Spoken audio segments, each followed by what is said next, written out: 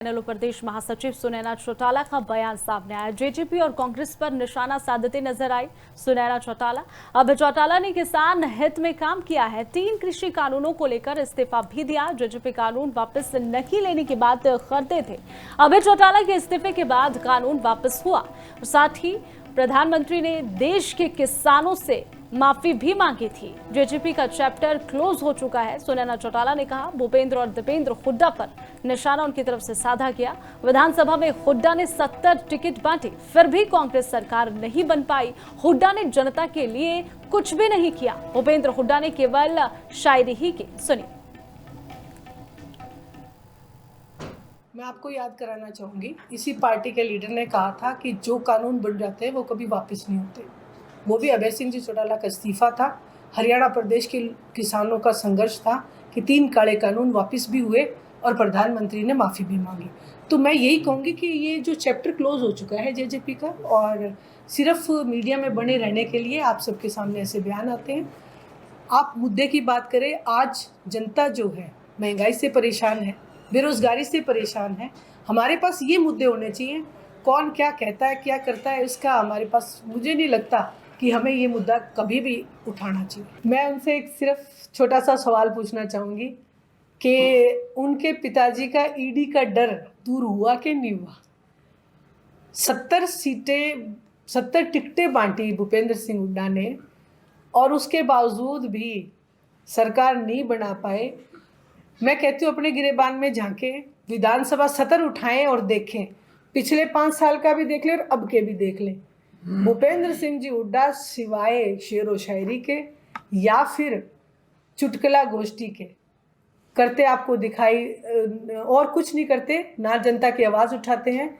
आज विधानसभा जो पक्ष और प्रतिपक्ष दोनों, विपक्ष और पक्ष दोनों अगर पार्टियां जो कांग्रेस और बीजेपी हैं। इनेलो प्रदेश महासचिव सुनैना चौटाला का बयान सामने आया। जेजेपी और कांग्रेस पर निशाना साधते नजर आई सुनैना चौटाला।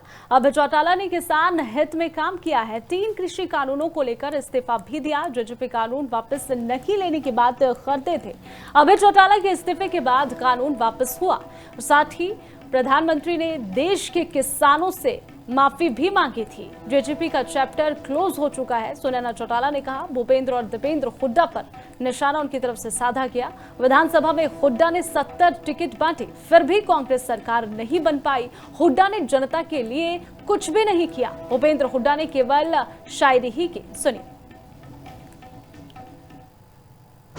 मैं आपको याद कराना चाहूँगी, इसी पार्टी के लीडर ने कहा था कि जो कानून बन जाते हैं वो कभी वापस नहीं होते।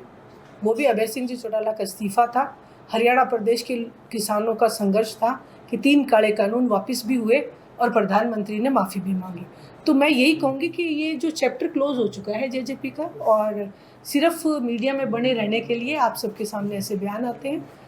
आप मुद्दे की बात करें, आज जनता जो है महंगाई से परेशान है, बेरोजगारी से परेशान है। हमारे पास ये मुद्दे होने चाहिए। कौन क्या कहता है, क्या करता है, इसका हमारे पास, मुझे नहीं लगता कि हमें ये मुद्दा कभी भी उठाना चाहिए। मैं उनसे एक सिर्फ छोटा सा सवाल पूछना चाहूँगी कि उनके पिताजी का ईडी का डर दूर हुआ कि नहीं हुआ। 70 टिकटें बांटी भूपेंद्र सिंह हुड्डा ने, और उसके बावजूद भी सरकार नहीं बना पाए। मैं कहती हूँ अपने गिरेबान में झांकें, विधानसभा सत्र उठाएं और देखें। पिछले 5 साल का भी देख लें और अब के भी देख लें। भूपेंद्र सिंह जी हुड्डा सिवाय शेर व शायरी के या फिर चुटकुला गोष्ठी के करते आपको दिखाई, और कुछ नहीं करते, ना जनता की आवाज़ उठाते हैं।